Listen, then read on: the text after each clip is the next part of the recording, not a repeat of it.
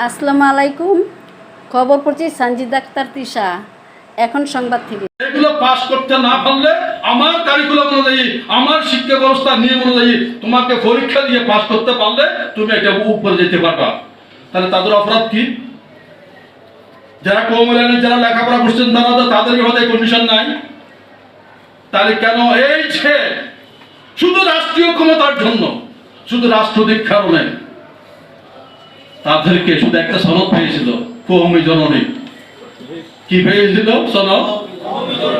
কওমি জননী সনদ পাওয়ার জন্য আজকে ইসলামকে বিভক্ত করে দেওয়া হয়েছে।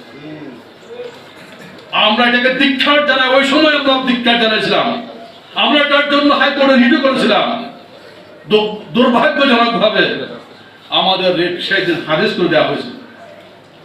এই যে বৈষম্য, বাংলাদেশের মধ্যে সবচেয়ে বড় বৈষম্যের শিকার শুধু এই দেশের মুসলমানরা, এবং শিক্ষা ব্যবস্থা সবচেয়ে বড় বৈষম্যের শিকার ছিল।